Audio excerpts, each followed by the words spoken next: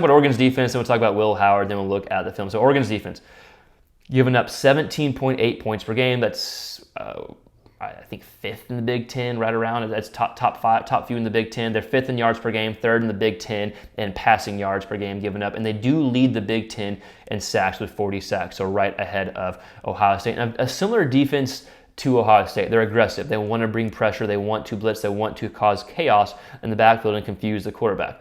But against Ohio State, they only had one sack in the first game. They blitzed Ohio State 42% of Will Howard's dropback. So pretty similar to what Ohio State did to Oregon. And so they blitzed just a little bit more, had one sack. They bring pressure against the offense. It's part of the game. It's what they rely on. But in a lot of their other Big Ten games, at least 4 or more games, they blitzed more than this. So they only had one sack. So it's kind of similar to Ohio State, the question of what they're going to do against Oregon. Are they going to dial up more pressure? Are they going to stay the exact same? What will they decide to do? What do they change differently? Again, I imagine they do something differently, or they just say, hey, let's play our game even better and have Will Howard beat us. But again, I would imagine they do something differently, whether they bring more pressure, try to confuse Howard with the back 7. So there are 4 teams against Oregon's defense that scored 20 more points against them. Boise State, they scored 34. Very close game in week 2. It was week 2. Ohio State obviously scored 31. Washington scored 21, but that last touchdown came with like a minute something left in the game in garbage time. And then Penn State scored 37.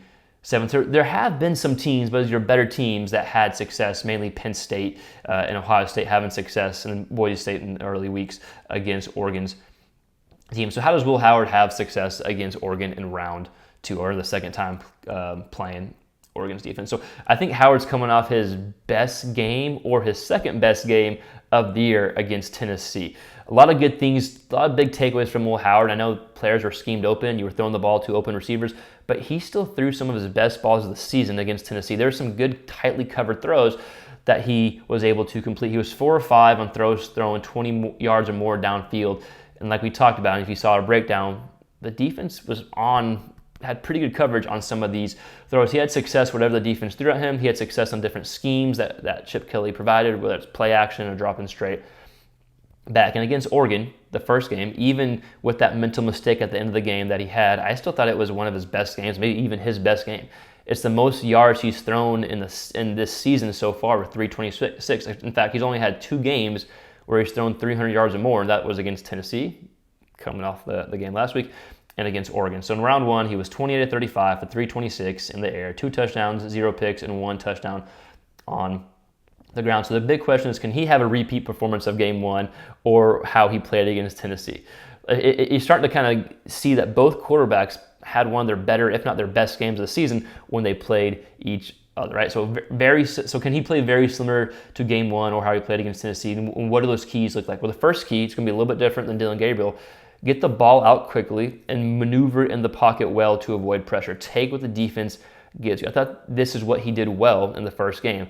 58% of his dropbacks, the ball was thrown less than 9 yards in the air. That includes screens, but the ball was coming out quickly, and it led to some big throws. I think that's the most important key for Will Howard. Key number 2, and this builds off key number 1, he was able to hit on some deep balls, just like he did against Tennessee. He was 4 or 5 against Tennessee with the ball was thrown 20 yards or more in the air.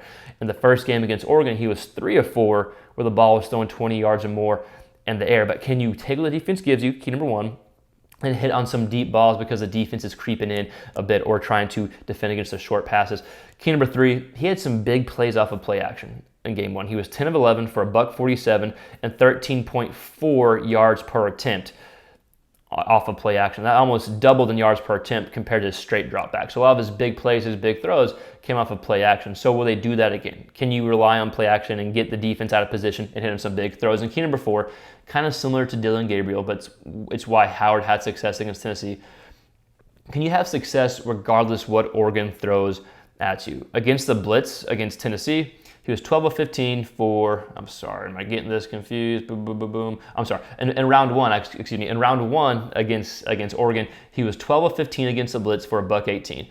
Whenever they dropped 7 or 8, whenever they tried to defend, they had more guys defend the pass, he was 15 and 19, excuse me.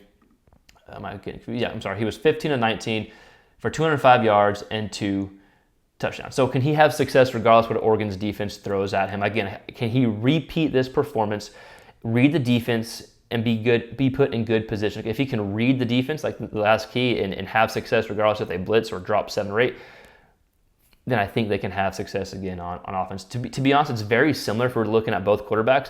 They had one of their best performances of the season when they played each other in round 1. Can they repeat this performance?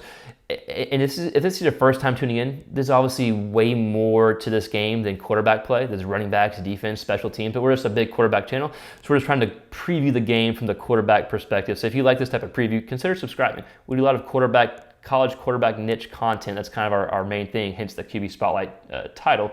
So please consider subscribing if you like this type of content. So before we wrap the video up, let's look at a clip of Dylan Gabriel, then a clip of Will Howard that hopefully does a good job describing or showing what I think the most important key is for each quarterback. If they can repeat these keys, then I think they can have success and they can end up winning. Like we talked about, a lot more goes into play than quarterback play, but we're just a quarterback junkie channel. So with that said, let's go ahead and check out these 2 clips, one of each quarterback, and then we'll wrap the video up.